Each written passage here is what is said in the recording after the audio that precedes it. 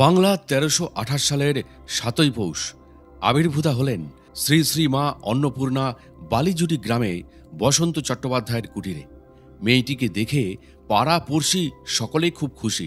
আঁতুর ঘরে যখন বিন্দুবাসিনী একলা থাকেন তখন বারবার নবজাতিকাকে দেখেন।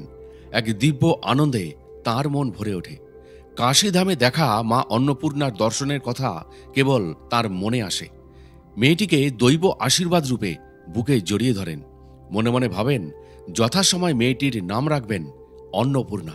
পুরী মহারাজের কাছে কন্যা ভূমিষ্ঠ হওয়ার সংবাদ নিজেই দিতে গেলেন বসন্ত কুমার। গুরুদেব এই সংবাদে আনন্দিত। তিনি বললেন, মেয়ে দেখতে কেমন হয়েছে? পুরী মহারাজের এই প্রশ্নের জবাব দিলেন উপস্থিত এক নিকটাত্মীয়। তিনি বললেন, অপরূপ রূপ ও লাবণ্য মেয়েটির। ভগবত পরায়ণ জীবনচর্চার ফলশ্রুতি পেয়েছে ওই মেয়েকে। শ্রোতাদের মধ্যে কে একজন যেন বললেন, ঠিক যেন লক্ষ্মী। পুরী মহারাজ নিবিষ্ট চিত্তে কি যেন ভাবছেন। মনে হয় তিনি বলতে চাইছেন, লক্ষ্মী বলো না, লক্ষ্মী তো কৃপণ। লক্ষ্মীর সম্পদ খরচ করলে শেষ হয়ে যায়। বলা ভালো ঠিক যেন সরস্বতী। সরস্বতীর সম্পদ যত দান করবে ততই বেড়ে যাবে। তাছাড়া বেদে সরস্বতীকে বলা হয় দেবী মা, অর্থাৎ দেবীদের মধ্যে শ্রেষ্ঠা, যিনি জ্ঞান দিয়ে অন্ধকার থেকে আলোর পথে নিয়ে যান। এই প্রসঙ্গে শ্রী শ্রী মায়ের নিজের ভাষায়, আমার খুব জ্বর হয়েছিল, দেখলাম দেহটার বাইরে রয়েছে। আমি ভাবছি এ কি হলো। অনেক লোক মিলে আমার দেহটাকে চিতায় জেলে দিল। চিতায় আমার দেহটা পুড়ছে। আমি পাশে একটা গাছের তলায় বসে দেখছি। একজন এক জায়গায় আমায় দাঁড় করিয়ে একজনকে বললেন, অমুক এসেছে। তিনি শুনে বললেন, ওকে পৌঁছে দাও সেখানে। এত বছর বয়স থেকে অসমাপ্ত কাজ শুরু করবে। আমার পুঁটলিটি সমেত আমায় এনে টিনের চাল ঘরে ঢুকিয়ে দিয়ে চলে গেলেন। বাবা মা মেয়েটির নাম রাখলেন অন্নপূর্ণা। ছোট্ট মেয়ে অন্নপূর্ণার মনের গঠন ছিল কিন্তু অনন্য সাধারণ। প্রকৃতি ছিল সরল, অত্যন্ত সরল। খেলার সঙ্গীদের মধ্যে ঝগড়াঝাঁটি হলে অন্নপূর্ণার মধ্যস্থতায় তা মিটে যেত। যে বয়সে গাঁয়ের মেয়েরা খেলে, পুতুলের বিয়ে দেয়, সই পাতায়, সেই বয়সে অন্নপূর্ণার খেলার সামগ্রী নানান মাপের পাথর। তার খেলার ঘরে এগুলোর কোনোটা কালী, কোনোটা শিব, কোনোটা দুর্গা।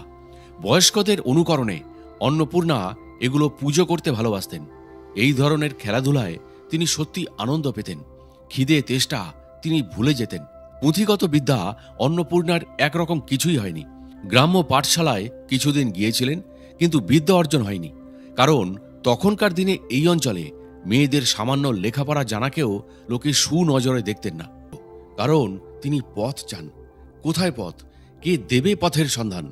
রাত্রে ঘুম আসে না। ভোরের আলো ফিকে হতেই অন্নপূর্ণা চলে যান পিতৃগুরু পূজ্যপাদ সাধকপ্রবর শঙ্করাচার্য পুরী গোস্বামীর কাছে। মনের আকুতি মিশিয়ে ডাকেন, বাবা। তিনি বললেন, কে? আমি অন্নপূর্ণা, আয় মা। পুরী মহারাজ এই নামে দুজনকে ডাকেন, একজন মহাকালী আর একজন অন্নপূর্ণা। তিনি জিজ্ঞাসা করলেন, এত ভোরে এলি, কি ব্যাপার? মা বললেন, আমার পথের সন্ধান নিতে এসছি। আমার পথ? পুরী মহারাজ বললেন, সাধনার পথই তোর পথ মা। মা বললেন, আমার কাজ? পুরী মহারাজ বললেন, সাধন সমর তোর প্রাথমিক কর্ম। মা বললেন, কাকে বলে? বুঝি না। পুরী মহারাজ বললেন, সত্য লাভ করতে হলে মনকে নিজের আয়ত্তে আনা প্রয়োজন। মন শান্ত না হওয়া পর্যন্ত তার সঙ্গে সংঘর্ষে লেগে থাকতে হয়। এর নামই সাধন সমর। মা বললেন, কিভাবে করতে হয়? পুরী মহারাজ বললেন, কোন দেবদেবীকে তুই ভালোবাসিস বা তোর ভালো লাগে? মাকে? অন্নপূর্ণা বললেন, হ্যাঁ বাবা। তখন পুরী মহারাজ বললেন, তবে তাকে স্মরণ কর, মনন কর, তার জন্য কাঁদ, তাকে সবকিছু সমর্পণ কর। সংসারের পথ বড় পিচ্ছিল মা, তুই কি করে এই পথে? কথাটা শেষ করতে হয়নি পুরী মহারাজকে। তার আগেই অন্নপূর্ণা বলে উঠলেন, খুব পারবো, পা টিপে টিপে চলবো, যেন আছাড় না খাই। মেয়ের উত্তর শুনে এবং তার আত্মবিশ্বাস লক্ষ্য করে পুরী মহারাজ উৎফুল্ল হয়ে বললেন, সাবাস বেটি, তুই পারবি, মাই তোকে শক্তি যোগাবেন। প্রণাম জানিয়ে অন্নপূর্ণা বেরিয়ে আসলেন। পথে শান্ত বউয়ের সঙ্গে দেখা। তিনি খেপাকালীর মন্দিরে যাচ্ছেন, হাতে সাজি ভর্তি জবা ফুল। তিনি বললেন, এই যে অন্নপূর্ণা, এত সকালে কোথায় গিয়েছিলি? চল মায়ের মন্দিরে যাই। মন্দিরে পৌঁছে দেখেন সমস্ত চত্বর জুড়ে মন্দিরের বারান্দা ধুলো, বালি আর বটপাতায় অপরিষ্কার হয়ে আছে। শান্তবউ বললেন, দেখ দেখি কিরকম হয়ে আছে। বয়স হয়েছে, তার উপর সংসারের কাজ, আর পারি না বাপু। অনু, লক্ষ্মী মা, আমায় একটু সাহায্য করবি? মন্দির চত্বর একটু ঝাঁট দিয়ে দিবি? শান্তবাবুর মুখ থেকে কথা বের না হতে হতেই অন্নপূর্ণা কোমরে ভালোভাবে কাপড় জড়িয়ে সমস্ত জায়গা ঝাঁট দিয়ে পরিষ্কার করে ফেললেন। শান্তবউ খুবই খুশি, বললেন, রোজ একবার করে আসিস মায়ের মন্দিরে, দেখ আমার সংসারে কত কাজ তুই তো জানিস, তার ওপর এত বয়স হয়েছে, তবু মায়ের কাছে না এসে থাকতে পারি না। মা খুব জাগ্রত, মাকে ভালোবাসলে মায়ের ভালোবাসাও পাবে। এ কথার কোনো জবাব দিলেন না অন্নপূর্ণা। মনে মনে তিনি ভাবলেন, মা যদি জাগ্রত হন তাহলে মা ডাকেন তো নিশ্চয়ই আসব। খ্যাপাকালীর মন্দিরে অন্নপূর্ণা প্রতিদিন আসেন, কিন্তু মনের মধ্যে নানান চিন্তা তাঁর ঘুরপাক খায়। একদিন পুরী মহারাজের কাছে গিয়ে প্রশ্ন করলেন, জীবনটা কি? কেন বেঁচে আছি? কিসের জন্য জন্মেছি? এই জীবনের কি মূল্য, কি উদ্দেশ্য? পুরী মহারাজ বললেন, বাবা, আমার সব যেন গোলমাল হয়ে যাচ্ছে।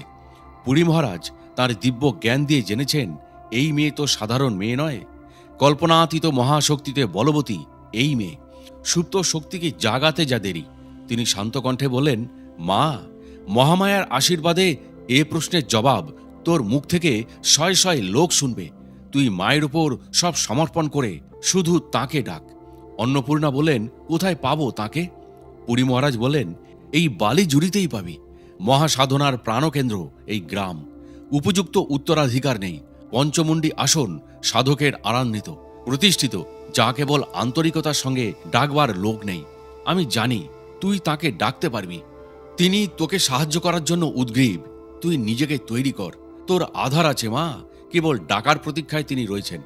নিরালার মধ্যে আশার বীজ রোপণ করলেন পুরী মহারাজ। অন্নপূর্ণার মনটাও সেদিন অনেকটা হালকা হয়েছে। গ্রামে দু চারটে লোক থাকেন যাদের বিশেষ গুণ হয় পরচর্চা, পরনিন্দা করা। এই পরচর্চা কারোর গুণকীর্তন করে নয়, এরা অভ্যেসের বশে পরের নিন্দা করেন বিরামহীনভাবে। এই গ্রামের এই ধরনের লোকেরা হঠাৎই আবিষ্কার করলেন অন্নপূর্ণা খেপেছেন, তাই নামের আগে বিশেষণ তাঁরা দিলেন খেপি অন্নপূর্ণা। অন্নপূর্ণা প্রতিদিনের অভ্যাসে মায়ের মন্দিরে যাচ্ছেন। এমন সময় এদের মধ্যে একজন ডাক দিলেন, বলি শুনলে হতো না? অন্নপূর্ণা বললেন, মায়ের মন্দিরে যাচ্ছি, যা বলার ওখানেই বলবি আয়। কঠোরভাবে জবাব দেন অন্নপূর্ণা। এরা অজানা ভয় চুপসে যান। শান্তবউ এর মধ্যে মন্দিরে পৌঁছে গেছেন। অন্নপূর্ণার আজ আসতে একটু দেরি হয়েছে। আসতেই শান্তমা বললেন, আয় মা, তোর কথাই ভাবছিলাম। তুই মাকে দেখবি, আমার আর কাউকে বিশ্বাস হয় না। তুই বিন্দুর মেয়ে, তুই পারবি। আমায় কথা দে, তুই মাকে দেখবি। শান্ত বউয়ের আন্তরিক আগ্রহ অন্নপূর্ণা মায়ের সেবার ভার নিক। অন্নপূর্ণা এ ডাকে সাড়া না দিয়ে পারলেন না। তিনি বলেন, তাই হবে, কথা দিলাম আসব। শান্ত বউ আশ্বস্ত হলেন, বললেন, খুব শুদ্ধাচারী হয়ে থাকতে হবে মা, মনে যেন থাকে। অন্নপূর্ণা মা বললেন, আচার অনাচার বুঝি না, তবে বিচার করে কাজ করব, এটুকু বলতে পারি। শান্তবউ বললেন, তা তুই পারবি, আমি বিশ্বাস করি। তবু বললাম, এই কারণে যেন কোনো অঘটন না ঘটে। দেবেন্দ্র চট্টোপাধ্যায় তন্ত্র সাধক। তার বাড়ির সামনে বন্ধাতিপতি দক্ষিণাকালী। তার সব ক্রিয়া মায়ের মন্দিরে হয়। বাড়ির পরিবেশ অত্যন্ত মনোরম। অন্নপূর্ণা প্রতিদিনের মতো আজও এসেছেন পুজোর ফুল তুলতে। দেবেন্দ্রনাথ অন্নপূর্ণাকে মেয়ের মতো স্নেহ করেন। ফুল দিয়ে কে পূজা করে, তুই না পুরোহিত? তিনি জিজ্ঞাসা করলেন। মা বললেন, পূজারী। তখন দেবেন্দ্রবাবু বললেন, কেন, তুই নিজের মায়ের চরণে ফুল দিয়ে পুজো দিবি? মা অন্নপূর্ণা বললেন, আমি তো পুজোর মন্ত্র জানি না জ্যাঠামশাই। তখন দেবেন্দ্রবাবু বললেন, এ কথা আমায় বলিস না, মাকে বলবি। বলবি, মা, আমি তন্ত্রমন্ত্র জানি নে, আমি তোমায় জানি, তুমি আমার ভক্তির অর্ঘ্য নাও বলে মায়ের চরণে ফুল দিবি। মনের পুজো আসল পুজো। বলবি, মা, আমায় শুদ্ধা ভক্তি দাও। অন্নপূর্ণা শুনেছেন অনেক মন্ত্র আছে যা মহিলাদের পক্ষে নিষিদ্ধ, সেই মন্ত্র উচ্চারণ করলে অপরাধ হয়। তিনি তাকে জিজ্ঞাসা করলেন, জ্যাঠামশাই, একটা কথা জিজ্ঞাসা করব? তিনি বললেন, বলো মা। অন্নপূর্ণা মা বললেন, মায়ের ইচ্ছাতেই যদি সবকিছু হচ্ছে, তখন অপরাধ করলে আমাদের পাপ কেন হয়? তিনিই তো আমাদের দিয়ে সবকিছু করাচ্ছেন। দেবেন্দ্রনাথ হেসে ফেললেন। একটু ঠাট্টার ছলেই বললেন, তুই জেনে শুনে অপরাধ করবি আর দোষ দেবি আমার মায়ের? মনের অগোচর কোনো পাপ নেই। না জেনে কোনো অপরাধ করলে মায়ের কাছে পাপ হয় না। তখন অন্নপূর্ণা মা বললেন, সে না হয় বুঝলাম। ধরো আমি যদি অজান্তে আগুনে পা দিই, তাহলে কি আমার পা পুড়বে না? তখন জ্যাঠামশাই বললেন, সে তো তোর অসতর্কতার ফল, নিশ্চয়ই পুড়বি। ভগবান তো সে কথা বলছেন না। তিনি বলছেন যে তাঁর উপর সম্পূর্ণ বিশ্বাস রেখে ফলাফলের বিচার তাঁর উপর ছেড়ে দিয়ে আগুনে হাত দিলেও হাত পুড়বে না। কিন্তু মনের ততটা বিশ্বাস নিয়ে কি পারবে আগুনে হাত দিতে? যাঁরা পারেন তাদের হাত পড়ে না। এই প্রসঙ্গ আজ কেন তুলছিস মা? তোর মনে কি কোনো কুণ্ঠা আছে? আছে কোনো সংশয়? অন্নপূর্ণা মা নিষিদ্ধ মন্ত্রের প্রসঙ্গ তুলতেই দেবেন্দ্রনাথ বললেন, তুই মা এত চিন্তা করিস না। মা তোর হাতের পূজা নেবার জন্য ব্যস্ত হয়ে পড়েছেন। এই তো শুভক্ষণ। এই সময় তাকে ভক্তি দিয়ে বাঁধতে পারলে আর তোর কাছ থেকে তিনি পালাতে পারবেন না। তখন অন্নপূর্ণা মা জ্যাঠামশাইকে জিজ্ঞাসা করলেন, জ্যাঠামশাই, মহামায়া কে? তিনি কি সত্যি আছেন? তখন জ্যাঠামশাই বললেন, হ্যাঁ রে খেপি, তিনি আছেন। তোর সঙ্গে মহামায়ার দেখা সাক্ষাৎ হবে, কথা হবে। তিনি সত্য না অসত্য, মায়ের সম্বন্ধে এসব বিচার করা কি ঠিক? আমাদের উদ্দেশ্য মাকে পাওয়া। আমরা তার স্নেহ চাই। দেখ না, আমরা যখন গর্ভধারিণী মায়ের কাছে গিয়ে মা বলে দাঁড়াই, তখন কি তিনি আমাদের কোলে তুলে নেন না, আদর করেন না? জেনে রাখ, ভক্তিতে মিলায় বস্তু, তর্কে বহুদূর। মা সত্য মহামায়া, জীবের মা। তখন অন্নপূর্ণা মা বললেন, আমার মনে মাঝে মাঝে সংশয় হয়, মাথাটা গোলমাল হয়ে যায়, বললেন তিনি। জ্যাঠামশাই বললেন, না না, মনে সংশয় রাখিস না। সংশয় মানে পাপ। ঝাঁপিয়ে পড়, মা বলে ঝাঁপিয়ে পড়, তোর কোনো ভয় নেই। অগ্রহায়ণ মাস, উত্থান একাদশের দিন। অন্নপূর্ণার বাবা বসন্ত কুমার শয্যাশায়ী। মৃত্যু পথযাত্রী মুমূর্ষু পিতার পাশে বসে আছেন বাড়ির মেয়েরা। মাথার কাছে গুরুদেব পুরী মহারাজের ফটো। রাত্রি আন্দাজ 2টো হবে। হঠাৎ ঘরের দরজা খুলে গেল। সঙ্গে সঙ্গে চন্দন আর ধূপের গন্ধে ঘরটা ম ম করে উঠল। ক্ষীণ প্রদীপের আলোয় কার যেন ছায়া। বসন্ত কুমার হাত জোর করে প্রণাম করলেন। উপস্থিত সকলকে বসন্ত কুমার বললেন, গুরুদেব কথা রেখেছেন। তিনি দেহত্যাগের পূর্বে বলেছিলেন, অন্তিম সময় দেখা পাবি। আমার নশ্বর দেহ গেলেও এবার আমার যাবার সময় হলো। তোদের কোনো চিন্তা নেই, বজ্রাঙ্গ থাকলো। ও এই সংসারের বজ্রশলাকা, তোরা বেঁচে থাক, আমি চললাম। জয় গুরু, জয় গুরু। এরপর তিনি দেহত্যাগ করলেন। এরপর থেকে অন্নপূর্ণা কেমন যেন হয়ে গেলেন। পিতৃহীন হয়ে পড়লেন মাতৃ আশ্রিতা। অন্নপূর্ণার মন তার শ্যামা মায়ের চরণযুগল আশ্রয় করে দিন রাত পড়ে থাকে। খেপাকালীর মন্দিরে, কখনো নবীনা কালীর মন্দিরে। এক এক সময় তার মনে হয় তিনি মায়ের চিন্তা বন্ধ রাখলে তার নিজের জীবনও বুঝি শেষ হয়ে যায়। মহামায়ার বাৎসল্য যেন অসহায় শিশুর মতো সব রকমে অন্নপূর্ণাকে জড়িয়ে রেখেছেন। মনে হয় তার স্নেহবেষ্টন থেকে দূরে যাবার সামর্থ্য বা ইচ্ছা কোনোটাই অন্নপূর্ণার নেই। গ্রামের শেষ প্রান্তে মায়ের মন্দিরে সন্ধ্যার পর কেউ যেতে সাহস করে না। অন্নপূর্ণা যান সেইখানে, এক আধদিন নয়, প্রতি সন্ধ্যার পর। জিজ্ঞাসা করলে বলেন, মায়ের কাছে থাকি, সকাল সন্ধে বলে কিছু নেই, ভয়ডরি বা করব কেন? মায়ের সেবায়িত খেপাদাস মুখোপাধ্যায়ের স্ত্রী একদিন অন্নপূর্ণাকে বলেন, সংসার নিয়ে ব্যস্ত থাকি, মায়ের সেবা করতে হয় তাই করি, কিন্তু সত্যি বলতে কি মাটা বুঝি না। অন্নপূর্ণা হেসে জবাব দেন, দূর খেপি, ওসব বলিস না, মা নেই কি করে, মা যে ও বেদিতে। বলে অন্নপূর্ণা গুনগুন করে নিজের মনে গেয়ে উঠলেন, তোমাকে আমি ধন দিয়ে ভোলাবো না, ভোলাবো মন দিয়ে। মনের গেরুয়া আসলে সন্ন্যাস। তাই অদীক্ষিতা অন্নপূর্ণা গেরুয়া না পড়েও সন্ন্যাসিনী, মনে সন্ন্যাসিনী বলেই গ্রামে ওলা ওঠা গুটি বসন্ত কিছুই ভ্রুক্ষেপ করেন না। বসন্ত চাটুর্যের আদুরে মেয়ে অন্নপূর্ণা।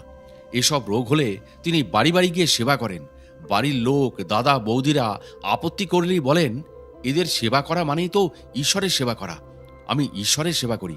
সাধক প্রবরের প্রতিষ্ঠিত কালী। দেবীর পূজায় ভোগ রাঁধেন শান্ত বউ, তিনি ইহলোকে। সকলেই চিন্তিত, কে রাঁধবে মায়ের ভোগ? ডাক এলো অন্নপূর্ণার। সেবাইতে স্ত্রী বললেন, দিদি, মায়ের ভোগ তোমাকেই রাঁধতে হবে, এছাড়া তো কোনো উপায় দেখি না। খবরটা অন্নপূর্ণার বাড়ির লোকের কানে পৌঁছে গেল। বরদা বৌদি আপত্তি করলেন। অনু কচি মেয়ে, জীবনে কোনোদিন রান্না করেনি, ত্রুটি হলে একটা অঘটন ঘটে যেতে পারে। না বাপু, তোমরা অন্য কারোর কথা চিন্তা করো, ওকে রেহাই দাও। চুপ করে দাঁড়িয়ে আছেন অন্নপূর্ণা। এক পাশে মনে মনে চিন্তা করছেন শান্ত বউয়ের কথা। তাকে তো আগে কথা দিয়ে রেখেছেন, এই সময় কথার খেলাফ হওয়া ঠিক নয়। তাছাড়া এ তো আনন্দের কথা, সৌভাগ্যের কথা যে ভোগ রান্না করে মাকে খাওয়াবার সুযোগ পেয়েছেন। এই সুযোগ কেউ কি ছাড়ে? দাদা বৌদিকে বুঝিয়ে অনুমতি আদায় করলেন অন্নপূর্ণা। কালী পুজোর রাত, পুজো আরম্ভ হয়েছে। এদিকে যথাসময়ে অন্নপূর্ণা ভোগ চাপিয়েছেন, কিন্তু রাজ্যের ঘুম চোখ জুড়িয়ে। শরীরটা অসাড় মনে হচ্ছে তার। এ সময় ডাকাডাকি করার প্রশ্নই নেই, কারণ এখন কথা বলা নিষিদ্ধ। অন্নপূর্ণা খুবই চিন্তিত। হঠাৎ কানে কে যেন বললেন, অনু, মাতৃমন্ত্র জপ কর, জয় খ্যাপা, জয় খ্যাপা। নির্দিষ্ট সময়ে ভোগবাড়ি থেকে ভোগ নিয়ে চলে এলেন অন্নপূর্ণা। ভোগ নিবেদন করা হলো। জিজ্ঞেস করে অন্নপূর্ণা, মা খেয়েছে গো? পুরোহিতের মুখে তৃপ্তির হাসি। অন্নপূর্ণার হাতের ভোগ না খেয়ে মায়ের উপায় আছে? বললেন সেবাইত। অন্নপূর্ণা খুশি হয়ে বললেন, আজ আমি মাকে পুষ্পাঞ্জলি দেব।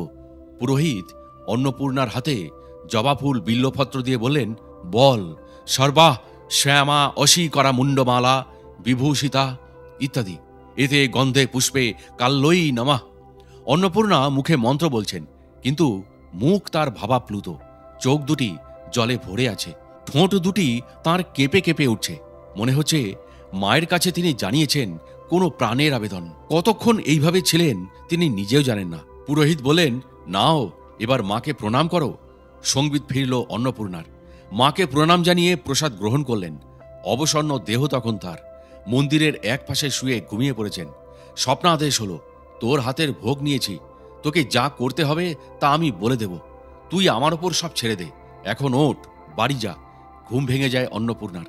আজ অন্নপূর্ণা আনন্দিত। আনন্দ এবং সুখের মধ্যে পার্থক্য আছে। আনন্দের মধ্যে সুখের খানিকটা আভাস থাকে, কিন্তু সুখের মধ্যে পরিপূর্ণ আনন্দ বর্তমান থাকে। এ আনন্দ পরমা আনন্দ। এ আনন্দ সুখ ও দুঃখের অতীত। কেশব ভারতীর বংশের পূজনীয় রামকিঙ্কর ভট্টাচার্য খাটুন্ডি গ্রাম থেকে বালিজুড়ি এসেছেন শিষ্যের বাড়ি। খবরটা অন্নপূর্ণার কাছে পৌঁছেছে। তিনি এসে দাঁড়ালেন। রামকিঙ্করকে সাষ্টাঙ্গে প্রণাম করলেন। বললেন, প্রভু, আমি এসেছি। আপনি কৃপা করে আমায় মাতৃমন্ত্র দিয়ে আমাকে মাতৃ আশ্রিতা করে তুলুন। আমি যেন আনন্দময়ীর কোলে পরিপূর্ণরূপে আনন্দে নিমগ্ন হই। সেদিন কেশব ভারতী বিভোর হয়ে দেখেছিলেন নিমাইকে। আজ রামকিঙ্কর দেখলেন অপরূপ লাবণ্যময়ী এক যুবতী তপস্বিনীকে। দেখলেন তার প্রজ্ঞার আলোয়। বুঝতে বাকি রইল না যে শুদ্ধ আত্মার অধিকারিণী, নিষ্পাপ নির্মল হৃদয়ের নবযৌবন সম্পন্না যুবতীটি অমৃতার দিব্য আলিঙ্গনের আবিষ্টানে আত্মহারা। তাই তার দীক্ষা নেবার জন্য এত তাড়া, এত আকুতি। রামকিঙ্কর মনের কান পেতে যেন শুনতে পাচ্ছেন, আমি তোমার শিষ্য, শরণাগত। তুমি আমায় শিক্ষা দাও, আমাকে বাঁচাও, তুমি দয়া করে প্রকাশিত করো আমাকে। এই তো গুরু লাভের কথা। চোখ দিয়ে সব দেখা যায়, দেখা যায় না কেবল নিজেকে। এর জন্য চাই গুরু। এবার একসময় অন্নপূর্ণার খুব বাড়াবাড়ি রকমের অসুখ করল। পিসেমশাই গোসাইপদ মুখুজ্জে শহর থেকে ডাক্তার এনে চিকিৎসার ব্যবস্থা করায় সামান্য সামলেছেন, কিন্তু শরীর অত্যন্ত দুর্বল। অচৈতন্য অবস্থায় বিছানায় শুয়ে অন্নপূর্ণা বাইরের বারান্দায় শুয়ে রয়েছেন। দাদা বলছেন, রাত্রি তখন 2টো। হঠাৎ অন্নপূর্ণার ঘরের দরজা খুলে গেল। দরজার ভিতর থেকে খিল ছিল না। একটি মেয়ে, কপারে সিঁদুরের বড় টিপ, এলিয়ে দেওয়া এক মাথা চুল, নাকে ফান্দি, পরনে লাল চওড়া পেড়ে শাড়ি, দরজা ঠেলে ঢুকে বলছে, অনু, অন্নপূর্ণা, কেমন আছিস? অন্নপূর্ণা বললেন, কে কে গো এত রাতে? আমি ভাদু, তোর কষ্ট শুনে থাকতে পারলাম না, তাই এলাম। অন্নপূর্ণা বললেন, একাই এলি? তিনি বললেন, এই তো ঠায়, তোকে তো আমি আগে সাবধান করেছি। অন্নপূর্ণা বললেন, হ্যাঁ, আমার মাও কথা বলেছিল, বড় কষ্ট মা, আর বাঁচতে ইচ্ছে নেই, এবার মুক্তি চাই। তখন সেই দেবী বললেন, ও মা, সে কি, বলিস না ও কথা। মিটিমিটি হাসির সঙ্গে ভেসে আসে উত্তর। ঘরের চারিদিকে তখন এক স্বর্গীয় পরিবেশের বাতাবরণ। স্বর্গীয় সুগন্ধে অন্নপূর্ণার ঘর আর তার আশেপাশের আবহাওয়া একেবারে সুরভিত। ভাদুকে তো সবসময় দেখি, ভাবে অন্নপূর্ণা, কিন্তু আজ ভাদুকে দেখে মনে হচ্ছে কি অপরূপ তার দেহের অঙ্গশোভা, যেন স্বর্গ থেকে নেমে এসেছেন মানবী রূপে। একটা সম্ভ্রম শ্রদ্ধার ভাবই মনে উদয় হয়েছে অন্নপূর্ণার। পরদিন সকালে দাদা বললেন, কাল তোর মাকে দেখেছি। অন্নপূর্ণা বললেন, আমার মাকে? দাদা বললেন, হ্যাঁ, আমারও মাকে, জগতের মাকে। তখন অন্নপূর্ণা বললেন, তবে তোরা যে বলিস আমার সব কথা ভ্রান্তি? তিনি বললেন, মা যে আমার ভ্রান্তি রূপেণ সংস্থিতা। বাড়ির 5 ঝামেলায় অন্নপূর্ণার মন্দিরে যেতে অস্বাভাবিক দেরি হয়ে গেছে। মন সেই জন্য চঞ্চল, বিরক্ত। পুকুরে যেতে যেতে নিজের মনে আক্ষেপ করে বলছেন, সাপে কাটে তো কাটুক, এত অন্ধকার, কাটলেও আমি বাঁচব, মা তুই বাঁচাবি। একটা ঢোঁড়া সাপ অন্নপূর্ণার পায়ে কামড় দেয়। মা, কাটলি গো। রাত্রে স্বপ্নাদেশ হলো, তোর গায়ে তো বিষ ঢালতে পারি নে, তাই নির্বিষ সাপে কামড়ালো। আর কোনোদিন ওসব কথা মুখে আনিস না। শুনে রাখ, তুই বাঘ সিদ্ধা হবি। হিসেব করে ভেবেচিন্তে কথা বলিস। সেই থেকে অন্নপূর্ণা মায়ের আদেশ মতো ভেবেচিন্তে কথা বলেন। কোন ভাগ্যসূত্র ধরে কি যে আধ্যাত্মিক ব্যাকুলতার আবির্ভাব হয় তা বলা শক্ত। হয়তো আধ্যাত্মিক ব্যাকুলতা পূর্বজন্মের সুকৃতির ফল। ব্যাকুলতা মনের ব্যাপার। কতগুলো কথা মুখস্থ করে বলি আওড়ালে কিংবা অঙ্গ প্রত্যঙ্গের কায়দা আয়ত্ত করে ঈশ্বরকে কিন্তু পাওয়া যায় না। যিনি তাকে বরণ করেন সেই তো পায়। মহামায়া অন্নপূর্ণা বরণ করেন, তাই তিনিও মাকে পেয়েছেন। জপের সংখ্যা বাড়িয়েছেন। কোথায় কিভাবে আসন করলে সুফল পাওয়া যায় মাকেই বলে দেন অন্নপূর্ণা। বলেন, অনু, এইভাবে আসন করগো। কখনো মা বলেন, জপের সংখ্যা বাড়াও। জপ শব্দের জয়ের মানে জন্মানো বা বোধে প্রকাশ হওয়া, আর পয়ের মানে পালন করা। জপের সার্থকতায় তোর ভেদ দৃষ্টি থাকবে না। তোর সঙ্গে আমার পার্থক্য দূর হবে, বিশ্বাস কর। অন্নপূর্ণা বলেন, কি বলিস মাগো? তোকে বিশ্বাস আছে বলেই তো শ্বাসটা আছে, আশাটাও আছে। শ্বাস নেই, বিশ্বাসও নেই। বিশ্বাস নেই, আশাও নেই। এমন ব্যাকুল করে কে তোমায় কাঁদায়? যারে ভালোবাসো। কৃপার শেষ নেই। কতভাবে কত কৌশলে বুঝিয়ে দিচ্ছেন মা তার অস্তিত্বের কথা। বৈশাখ মাসের দুপুর। অন্নপূর্ণা পূজা করে মাকে পুষ্পাঞ্জলি দিয়ে বাইরে এসে দেখেন একটি 8-9 বছরের কুমারী। প্রচণ্ড গরম, লু বইছে। মেয়েটি এক দৃষ্টে অন্নপূর্ণার দিকে তাকিয়ে আছে। তিনি বললেন, কি দেখছিস? তোকে। আমাকে আর কি দেখবি? তুই কে? আমি বলাই বাগদির মেয়ে। ও তাই নাকি? মা দাঁড়া, একটু পেশাদানি খা। বলে অন্নপূর্ণা মন্দিরে ঢুকেছেন। ঠোঙায় প্রসাদ ও ফুল চন্দন নিয়ে বাইরে আসেন। ইচ্ছা এ মেয়েও তো কুমারী, একে পূজা করবেন। বাইরে এসে দেখলেন সেই মেয়েটি নেই, পালিয়েছে। ভাবলেন মেয়েটি কোথাও লুকিয়েছে, তাই ব্যাকুল হয়ে ডাকতে লাগলেন, ওরে ও মা লক্ষ্মী, কোথায় গেলি? আয়, প্রসাদ নিয়ে যা। অন্নপূর্ণা যতই ডাকেন ততই যেন প্রতিধ্বনি হয়, নাই নাই নাই। সেবাইতে স্ত্রী ছুটে আসেন, দেখেন অন্নপূর্ণা কাঁপছেন। একটু পরেই প্রতিমার মতো নিথর, নিষ্পন্দ। কার ডাকে যেন কোথাও সুদূরে তিনি উদাও হয়ে ছুটে বেরিয়েছেন। চোখ দুটি যেন প্রাণহীন, নিষ্প্রভ কাঁচের মতো। শোনা যায় সাধু সন্তরা যখন জড়দেহ হতে তাদের চৈতন্যকে সরিয়ে দেন, তখন তাদের এই রকমই ভাব হয়। সেবাইতে স্ত্রী কানের কাছে মায়ের জয়খাপা জয়খাপার নাম শোনালেন। অন্নপূর্ণার সঙ্গীত ফিরে আসে। সেবাইতে স্ত্রী তাকে বাড়িতে পৌঁছে দেন। অন্নপূর্ণার মনে ধন্দ ঘুচে না। স্থূল চোখে দর্শন, স্থূল কানে তার বাণী শোনা কিভাবে হয়? এগুলো কি আদৌ সত্য? অন্নপূর্ণা বাগদি পাড়ায় যান। জিজ্ঞাসা করেন বলাই বাগদিকে, হ্যাঁ রে বলাই, তোর মেয়েটা কই? কি দুষ্টু, প্রসাদ পর্যন্ত নিল না। একরত্তি মেয়ে, কি পাকা, বলে কিনা তোকে দেখছি। অবাক বলাই, আমার তো একরত্তি ছোট মেয়ে নাই দিদি। আমার মেয়ে তো অনেক ডাগর, ছেলেপুলের মা, শ্বশুর বাড়িতে থাকে। বিছানায় শুয়ে অন্নপূর্ণার মাথায় চিন্তা, কে এই কুমারী? মা, তুই যদি এসেছিস তবে পূজা নিলি না কেন মা আমার হাতে? কেন চলে গেলি? ভাবতে ভাবতে ঘুমিয়ে পড়েছেন অন্নপূর্ণা। স্বপ্নে সেই মেয়ে অবিকল চেহারা, কালো ডাগর ডাগর চোখে দেখছে আর অন্নপূর্ণাকে বলছে, তোর কাছেই ছিলাম, তুই আমায় খুঁজে পেলি না? একগাল হেসেই দে ছুট। চিৎকার করে ওঠেন অন্নপূর্ণা, ওরে আয়, প্রসাদ নিয়ে যা, আয়, তোকে কুমারী পূজা করি, আয়। ঘুম ভেঙে গেল। আহা, কি মনোরম, কি মিষ্টি, কি নরম ওই ভোরের আলো। মায়ের স্নিগ্ধ স্পর্শ যেন মিশে রয়েছে তখন। পৌষ মাস, শীতটাও বেশ জাঁকিয়ে পড়েছে। রাত পার হলে মকর সংক্রান্তি। ভোরে মকর স্নান সেরে মেলা দেখতে যাবেন অনেকে। কারোর কারোর ইচ্ছা নদীর ধারে খিচুড়ি খেয়ে চড়ুই ভাতি করার। অন্নপূর্ণার এসবে কোনো ঝোঁক নেই, যদিও তার বয়সের ছেলেমেয়েদের মনে এসবের ঝোঁকই বেশি। অন্নপূর্ণা গভীর ঘুমে আচ্ছন্ন।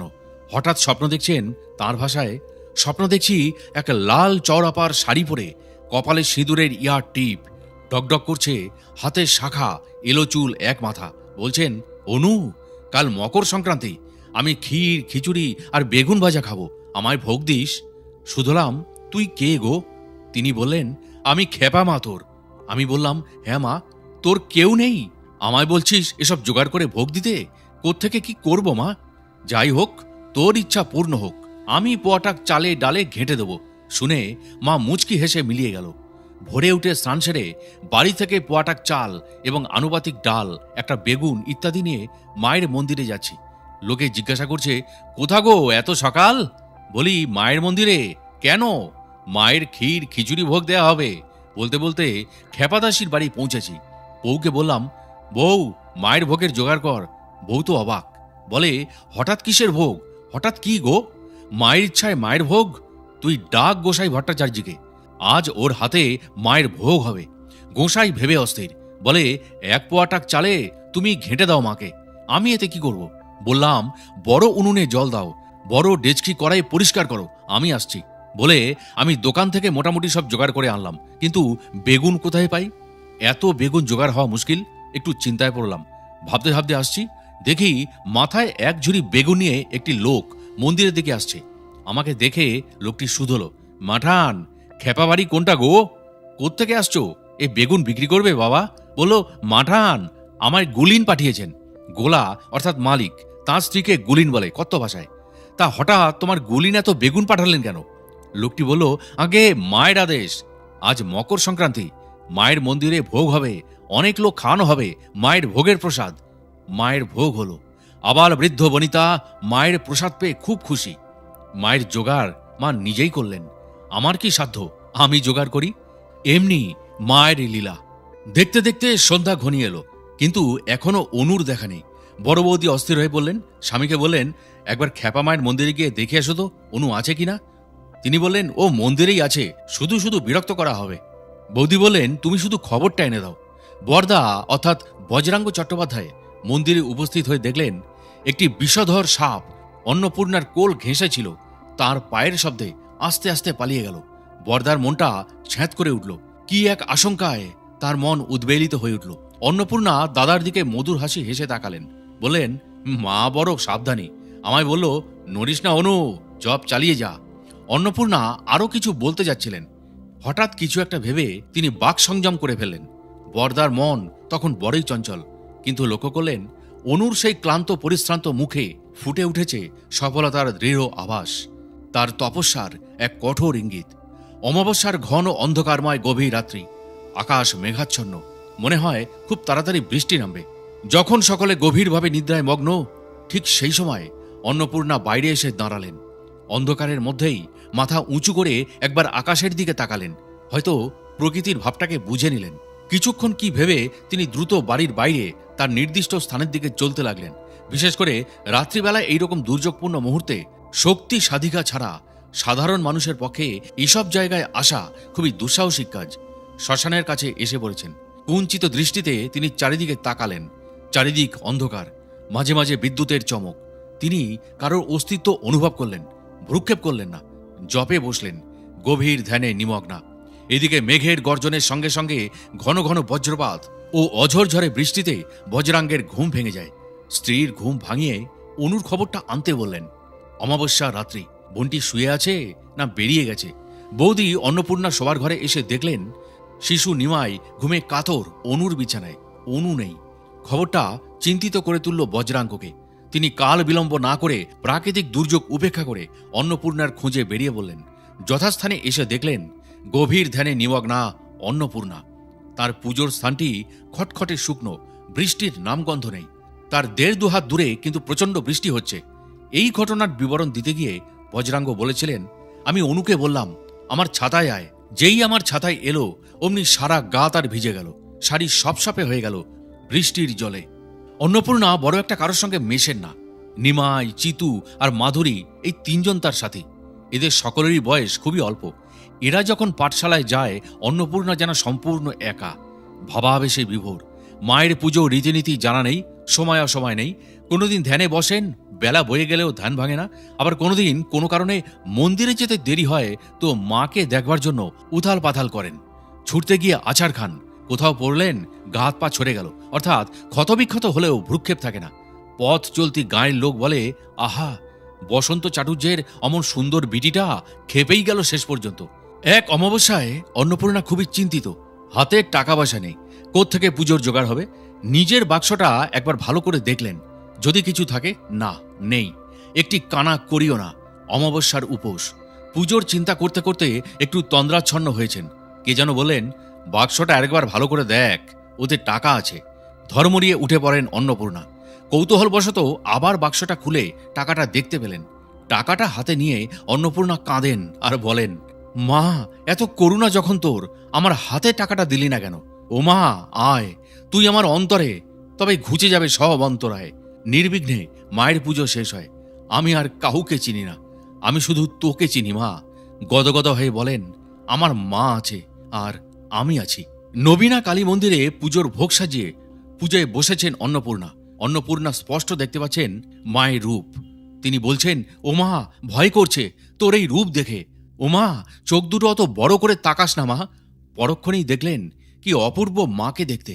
গৌরবর্ণা শালাঙ্কারা, কপালে সুন্দর টিপ, মিটিমিটি হাসছেন। লক্ষ্মীর ধ্যানে যেমনটি দুটি চোখ হরিণের মতো। শুধু ভোগ উৎসর্গ নিবেদন মাত্র নয়, ভোগের থালা থেকে ফল মূল সব নিয়ে অন্নপূর্ণা মা মুখে ঠেকিয়ে বলেছেন, খা খা, বেশ করে খা। একটুক্ষণ পরেই আবার বলছেন, কি আমায় খেতে হবে? বেশ, খাচ্ছি বলে খানিকটা নিজের মুখের মধ্যে পুরে নিলেন। বাকি খানিকটা মায়ের মুখে দিয়ে বললেন, নে এবার খা। আমি তো খেলাম। দর্শকেরা অনেকে স্তম্ভিত, অনেকে ভাবছে বদ্ধ পাগল হয়েছে অন্নপূর্ণা। ফুল তুলসী মায়ের পায়ে না দিয়ে নিজের পায়ে রেখেছেন। মাকে পুজো না করে নিজেকে পুজো করছেন। মায়ের চিবুক ধরে কত আদর করছেন, কথা কইছেন। গ্রামে হইচই পড়ে গেল। এ আবার কোন ধরনের পাগলামি? আগে নিজের পায়ে ঠেকিয়ে তারপর মায়ের পায়ে ফুল দেওয়া, আগে নিজে খেয়ে মাকে এঁটো খাওয়ানো। মন্দিরের দোরগোড়া দাঁড়িয়েছিলেন বড় দাদা, অভিভূত। তিনি বুঝলেন অন্নপূর্ণার সবকিছু আন্তরিকতায় ভরা, প্রচণ্ড বিশ্বাস, অভাবনীয় অকল্পনীয় বিশ্বাস আছে বলেই না তার এত সাহস। তিনি বললেন, দে অনু, মায়ের প্রসাদ দে। ভক্তিভরে তিনি প্রসাদ খান। দাদা বললেন, মা, এবার তোকে প্রণাম করতে দে। অন্নপূর্ণা বললেন, সে কি দাদা, তুমি আমার সহোদর দাদা, তুমি বড় ভাই, তুমি আমায় প্রণাম করবে কি? তা হয় না। বরদা বললেন, যো কুছ হ্যায় তো তুই হ্যায়। আজ এই দৃশ্যের সঙ্গে, এই স্তবের সঙ্গে বাস্তবের হিসেব চলে না। সেবার অন্নপূর্ণা বসন্ত রোগে আক্রান্ত হয়েছেন, যন্ত্রণায় ছটফট করছেন। এমন সময় একজন লোক পাশে বসে স্নেহভরে তাঁর বেদনাতুর গায়ে ও মাথায় খুব ঠান্ডা ও নরম দুখানি হাত বুলিয়ে দিলেন। জ্বালা যন্ত্রণার উপশম হতে দেখে অন্নপূর্ণা জিজ্ঞাসা করেন, কে তুমি, কুরো দাদা? তিনি বললেন, হ্যাঁ গো দিদি, জ্বালাটা কমলো? অন্নপূর্ণা বললেন, হ্যাঁ দাদা, কমলো। তখন তিনি বললেন, আচ্ছা আমি যাই। অন্নপূর্ণা বললেন, আচ্ছা এসো, মা তোমার মঙ্গল করুন। ঘটনাটা নিমাইয়ের ভাষায় বলা যাক।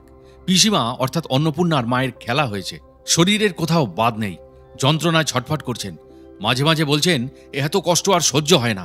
ও নিমাই, যা বাবা, কুড়োবাগদিকে ডেকে নিয়ে আয়, ঝেড়ে দিয়ে যাবে। আমি কুড়োবাগদির বাড়িতে গিয়ে দেখি কুড়োবাগদি বাড়িতে নেই। বাড়ির লোক বলল, এলেই পাঠিয়ে দেবো। যখন কুড়োবাগদি এলো তখন পিসিমা শান্তিতে ঘুমোচ্ছেন। ডেকে তুললাম, পিসিমা, কুড়ো এসেছে, ঝাড়তে এসছে। কুড়োকে নিয়ে পিসিমার বিছানার পাশে আসতেই পিসিমা বলল, তুমি আবার এলে? তোমার এক ঝাড়ে আমার শরীর ঠান্ডা হয়ে গেছে গো কুড়ো দাদা।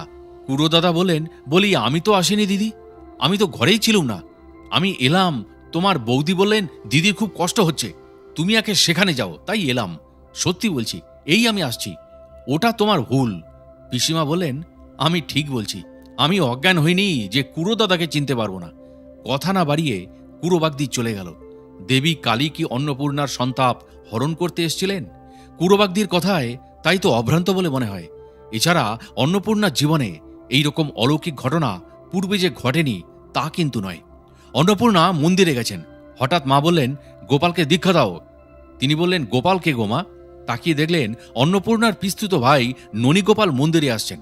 গ্রামে থাকাকালীন ননীগোপাল মায়ের মন্দিরে প্রতিদিন যেতেন এবং প্রার্থনা করতেন যে অপরের দোষ ত্রুটি যেন তাঁর নজরে না পড়ে। দীক্ষা দেবার আদেশে অন্নপূর্ণা কিংকর্তব্য বিমূঢ় হয়ে গেলেন। গুরু হবার লজ্জা তাই একমাত্র এক, ৮ বছরে কনিষ্ঠ ভাই যার ব্যবহার বন্ধুর মতো, তাকে। ননীগোপাল শুনে বললেন, মায়ের আদেশ তো শিরোধার্য, তবে মন্ত্র নিলে তোকে তো দিদি বলা যাবে না, মা বলে ডাকতে হবে। অন্নপূর্ণা বললেন, তাহা তো হবেই, এই যে মা ছেলের সম্পর্ক। জবাব দেন অন্নপূর্ণা। মা অন্নপূর্ণাকে মন্ত্র বলে দিয়েছিলেন। ভাবস্থ হয়ে অন্নপূর্ণা গোপালকে দীক্ষা দেন। পরবর্তীকালে শ্রী শ্রী মা অন্নপূর্ণা অনেককে দীক্ষা দিয়েছেন। দীক্ষা দেওয়ার পর বলেন, আমার রোজগার তোদের দিলাম, এবার জপ তপ করে যা। দীক্ষা দিলে গুরুর শক্তি শিষ্যে যায়, শিষ্যের পাপ নিতে হয় বলেই গুরুকে রোগে ভুগতে হয়। আমি জানি আমার কাছে যারা আসে তাদের মধ্যে এমন দু একজন আছে যারা এমন কোনো পাপ নেই যে করেনি, তবু এসে মা বলে দাঁড়ালে আমি সব ভুলে যাই। তখন মাকে অর্থাৎ মহামায়াকে জিজ্ঞাসা করি, মা বল কি করব? তোর আদেশ ছাড়া তো আমি কিছুই করি না, তুই যা বলিস। মায়ের আদেশে তাদের সন্তান বলে গ্রহণ করি। সন্তানদের সব কিছু মায়ের কাছে চালান করে দিই, মাই সব সামলান। তার যে শক্তি রয়েছে, আমি কে? আমার কিছুই নেই, সবই মায়ের। শিষ্যকে আধ্যাত্মিক পথে চালিত করার মতো বিপুল শক্তির অধিকারী মাতৃ সিদ্ধা সাধিকার পক্ষে কি করে যে শ্রী শ্রীমা অন্নপূর্ণার মতো এত সরল বিনম্র জীবনযাপন করা সম্ভবপর হয়, তা ধারণা করতে গেলে স্তব্ধ হয়ে যেতে হয়। নিজেকে সবসময় বিনয় ঢেকে রাখেন। তার নিজের শক্তি বা ইচ্ছায় কোনো কিছুই ঘটতে পারে তিনি এ কখনোই ভাবেন না। তার আশীর্বাদে কেউ অনুগৃহীত হলে বলেন মায়ের অর্থাৎ মা কালীর ইচ্ছা হয়েছে, হৃদয় অভিমান মুছে দিয়েছেন। শ্রী শ্রী মা অন্নপূর্ণার কৃপা কখনো সখনো স্থানকালের ব্যবধান উপেক্ষা করে বর্ষিত হতেও দেখা গেছে। যারা মায়ের ফটো এই পর্যন্ত দেখেননি, এরকম বহু ব্যক্তি স্বপ্নে জীবন্ত দেবী রূপে তাকে দেখেছিলেন। শ্রী সত্যরঞ্জন দত্ত মায়ের একজন ভক্ত। তিনি বলেছিলেন একটি ঘটনা। তার কথায়, মায়ের কাছে মাঝে মাঝে যাই, ওর কাছে গেলে মনের জ্বালা যন্ত্রণা সব কমে যায়। তাছাড়া মাঝে মাঝে গেলে ভগবত ভাবের উদ্দীপনা হয়। একদিন সকালে গেছি, মা বললেন, দেখো দেখি বাবা মায়ের কাণ্ড। বলে, অনু জিলিপি খাওয়া। জিলিপি খেতে চাইছে মা, এখন কোথায় পাই? আমি বললাম, মা আমি উখড়া গিয়ে জিলিপি নিয়ে আসি, আমার যাতায়াতে অনেক পরিশ্রম হবে অজুহাতে মা আপত্তি করলেন। সেদিন সাঁইথিয়ার মুক্তানন্দ বন্দ্যোপাধ্যায় জিলিপি নিয়ে মন্দিরে এলেন। মুক্তানন্দ বাবু মায়ের পূর্ব পরিচিত নন। স্বপ্নাদিষ্ট হয়ে অনেক খোঁজ খবর নিয়ে উখড়া আসেন এবং সেখান থেকে রিক্সা নিয়ে মায়ের কাছে উপস্থিত হন। মুক্তানন্দ বাবু বিস্ময়ের সঙ্গে বলেছিলেন যে স্বপ্নের দেবীর সঙ্গে মায়ের মুখ হুবহু মিলে যাচ্ছে। নির্ভরযোগ্য ব্যক্তিদের থেকে শোনা তার জীবনের বহু অলৌকিক দর্শন ও ঘটনাগুলি বর্তমান যুগে কিন্তু বুদ্ধিতে তার ব্যাখ্যা চলে না। এক ভক্ত অন্নপূর্ণা মাকে জিজ্ঞাসা করলেন, মা আপনি পুরী গিয়েছিলেন? অন্নপূর্ণা মা বললেন, হ্যাঁ বাবা, গায়ের লোকেদের সঙ্গে রথের সময়। ভক্ত জিজ্ঞাসা করল, কেমন দেখেছিলেন? অন্নপূর্ণা মা বললেন, সে আর বলতে বাবা। বলেই মা বললেন, তবে শোন। মা অন্নপূর্ণার ভাষায়, গায়ের সবাই রথ দেখতে পুরী যাচ্ছে। আমায় বলল, যাবি? বেশি পয়সার ব্যাপার তো নয়। আমি বললাম, খরচের জন্য আমার কোনো চিন্তা নেই, যতদিন দাদা বৌদিরা আছেন। ভাবনা আমার মাকে নিয়ে। মা বলবে তবে তো যাওয়া। বলবে মানে? প্রশ্ন করলেন একজন। বলবে মানে তোরা যাকে পারমিশন না কি বলিস সেই বলা, অর্থাৎ মায়ের অনুমতি। মায়ের কথা ছাড়া আমি এক পাও নড়ি না। মা বললে, যা দেখে আয়। সেবাইতের বউ বললে, তুমি যাও, আমি মাকে দেখব। আমিও বেরিয়ে পড়লাম। ট্রেনে চড়ে যাচ্ছি আর ভাবছি চৈতন্যদেবের যাওয়ার কথা। নিত্যানন্দ, গদাধর, মুকুন্দ, গোবিন্দ, সংহতি, জগদানন্দ আর ব্রহ্মানন্দ, এই 4-5 জন অনুচর নিয়ে নবীন সন্ন্যাসী নীলাচলের পথে যাত্রা করেছিলেন। পথ তখন কত বিপদ সংকুল ছিল, গ্রাহ্য নেই। শুধু তাই নয়, সঙ্গীদের কার কি সম্বল আছে জিজ্ঞাসা করে সকলে নিঃসম্বল জেনে খুশি হয়েছিলেন। ভিক্ষা করেন, জগদানন্দ রাঁধেন, মহাপ্রভু ভোজন করেন। কৃষ্ণ প্রেমে মাতোয়ারা হয়ে প্রভু পথ চলেন। কখনো হা কৃষ্ণ বলে কাঁদছেন। সেই এক যাওয়া আর আমাদের মোট পুটুলি বেঁধে ট্রেনে আরাম করতে করতে যাওয়া, কত তফাৎ বোঝো বাবা। যাই হোক, পুরী পৌঁছালাম। কি ভিড়, লোকে লোকারণ্য হবেই। তা বাবা, এখানে স্বয়ং মহাপ্রভুর পায়ের ধুলো পড়েছে। মাথায় এক খাবলা মাখলাম। ভোরে পানি শঙ্খের আওয়াজে ঘুম ভাঙল। মন্দিরে গেলাম। পাণ্ডারা 4 পুরুষের নামধাম শুধোয়। বলে, ধ্বজাবাদ আটকে দে। কত মন্দিরে বাবা! মূল মন্দির, নাট মন্দির, ভোগ মন্দির, জগমোহন, চারিদিকে 4টে বিরাট গেট। সিংহদ্বার, হস্তিদ্বার, অশ্বদ্বার, খণ্ডাধার। সিংহদ্বারের সামনে বিরাট উঁচু স্তম্ভ, অরুণ স্তম্ভ। মন্দিরের দাওয়া খুব উঁচু। প্রথমে একটা পাঁচিল, তারপর আর একটা। এই 2 নম্বর গেট পেরিয়ে দেখি সব দেবদেবী রয়েছেন। কাশীর বিশ্বনাথ রয়েছেন, রামচন্দ্র, জয় বিজয়, বদ্রীনারায়ণ, রাধাকৃষ্ণ, বটকৃষ্ণ, মঙ্গলা দেবী, মার্কণ্ডেশ্বর, বটেশ্বর লিঙ্গ, ইন্দ্রাণী, সূর্যদেব, ক্ষেত্রপাল, ভূষণ্ডিকাক, গৌরাঙ্গদেব, মা কালী। মূল মন্দিরে রত্নদেবী, 7 মূর্তি। জগন্নাথ, বলরাম, মাঝে সুভদ্রা। এদের পাশে সুদর্শন চক্র। বাঁ দিকে সোনার লক্ষ্মী, ডাইনে রূপোর সরস্বতী, পিছনে নীল মাধব। শ্রী চৈতন্য প্রথম স্নান করেছিলেন স্বর্গদ্বারে। এখানে প্রথম স্নান করার নিয়ম। ওখানে স্নান করেছি। শুনেছি এই স্বর্গদ্বারে ব্রহ্মদারু ভেসে আসে, আর সেই দারু দিয়ে তৈরি হয় জগন্নাথ দেবের মূর্তি। হনুমানজি কান পেতে সমুদ্রের সব লক্ষ্য করেন। সেখানকার নাম কান পাতা হনুমান। দেখলাম বিদুরীপুরী, আজও সেখানে খুদের প্রসাদ দেওয়া হয়। জগন্নাথ মন্দিরের কাছে আছে, কেউ বলে যমেশ্বর, কেউ বলে যশেশ্বর।